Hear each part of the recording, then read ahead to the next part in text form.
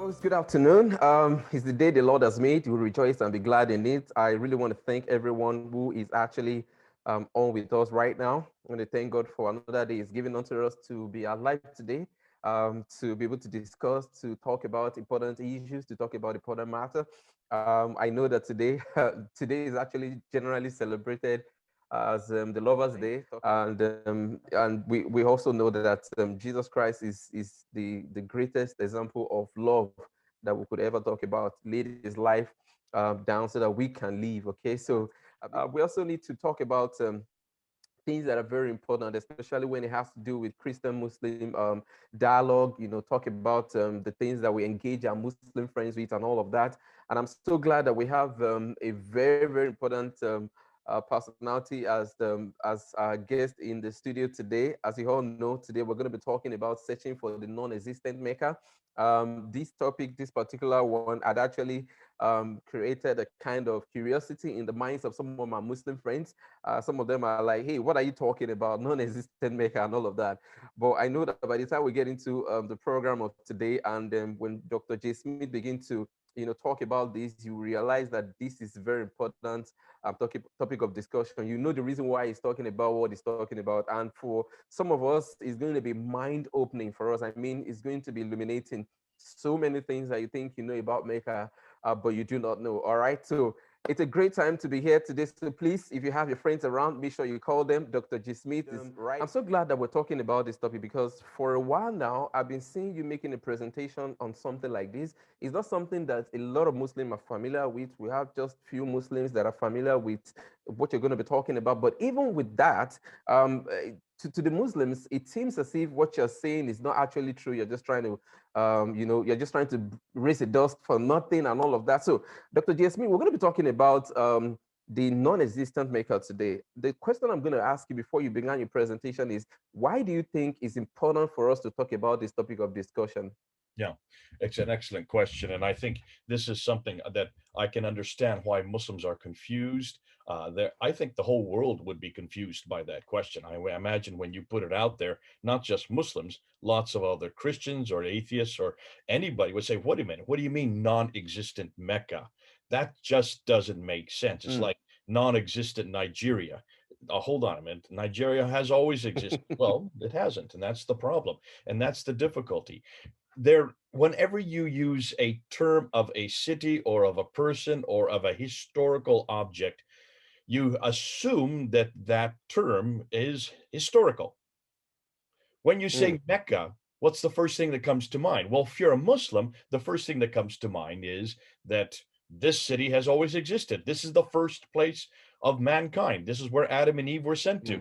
When they were thrown out of the Garden of Eden in chapter 7, verse 24 of the Quran, they are thrown down to earth. You have to go to the traditions that are the 9th and 10th century traditions. Remember, not the 7th century.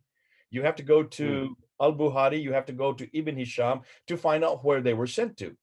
Now, Ibn Hisham won't tell you, but certainly Al-Tabari and Bukhari and Sahih Muslim, they will tell you where they were sent to. They were sent to Mecca. Well, if they are the first humans, if they are the first man and the first woman on earth, that would suggest to me that it's the oldest city in history. Am I correct? Yeah. Yeah. Yeah.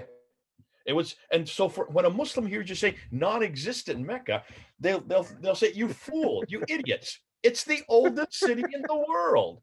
How can you even question this?" More than that, if you go to chapter 21 of the Quran, in chapter 21, there is a reference there to Abraham. Now, here's the interesting thing. Neither in chapter 7 that I talked about earlier or chapter 21 that I'm talking about now does it give the word Mecca in the Quran. Go look at it, see if I'm correct. So Muslims have assumed this must be Mecca. But how did they come to that assumption?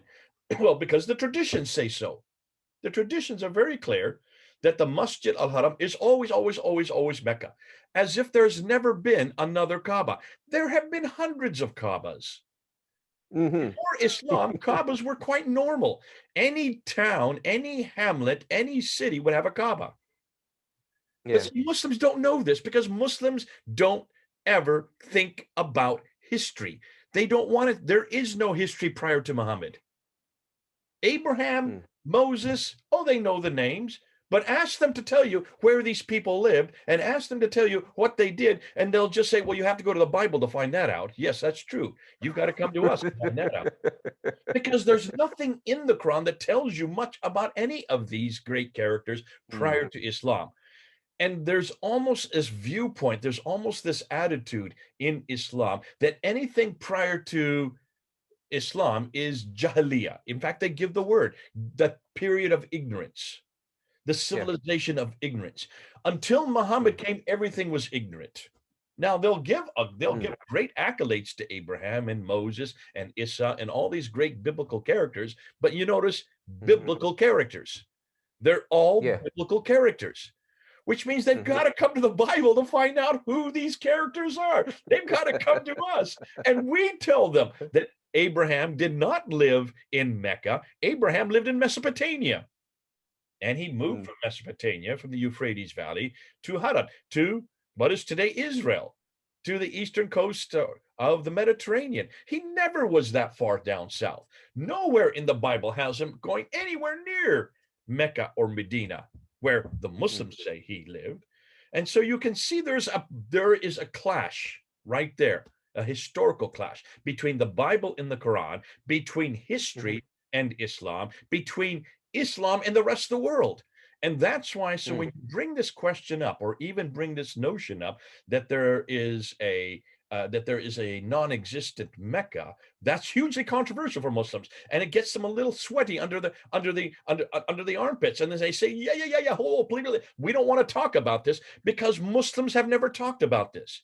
They've never looked at the historical problems of the Quran. They've never looked at the historical difficulties of their traditions, especially their traditions, because the Quran listen, if this is such an old city, if this is the greatest place on earth, the earth and one of the center of history, according to Islam, because it's where the Kaaba has always existed. It's where Abraham and Ishmael rebuilt the Kaaba, and that's 1900 BC, if they're rebuilding the Kaaba, because we know they lived in 1900 BC. Why? Because the Bible says so. Bingo. You got to come back to the Bible again. But if that is the case, then there should be someone somewhere who has heard about this city. Well, we're going to destroy that today. We're going to destroy that today. So this is a historical question that everybody should ask, because not just the Quran, we've asked the same thing of the Bible. Listen, back in the 1800s, Wellhausen and the Tübingen School in Germany asked the same thing of the Bible. How do we know this man Abraham existed? How do you know that Moses existed? There's no reference to them. Well, that's because they were nomadic. Since when do you find reference to anybody that's nomadic? Unless you're a huge king in a large kingdom with lots of building that you have constructed, that you have the wealth to do so, you're not going to be known in history very long, because it's the kings who have the largest empires, who leave behind stelas and obelisks and all kinds of tablets and murals and all the rest. They are the ones that are known in history because they had the wealth to create those kind of structures. Look at the Bible and see if these are what the man of God were like. No. They were nomadic. They didn't build big kingdoms outside of David, and we still have the Wailing Wall of his temple today. So we know he did exist, and there's references to him. Big men like David, there are references for. Even bigger men like Jesus, you would never expect Jesus to be in history, because he didn't build anything. He didn't leave anything behind. There was no legacy except the gospel. That's why we know who Jesus was. So this is the same question we're going to ask today. If Mecca is the center of history for Islam, it's the center of Islamic world today, it's where all the people bow. If that is the case, then someone somewhere should have known about it. And we're going to show you no one nowhere knew about it. Okay? So, all right. So, Dr. J, thank you very much for that. And now we begin to have people coming on the show. We have Good Luck at Bika. We have Ola. We have The Way of the Cross.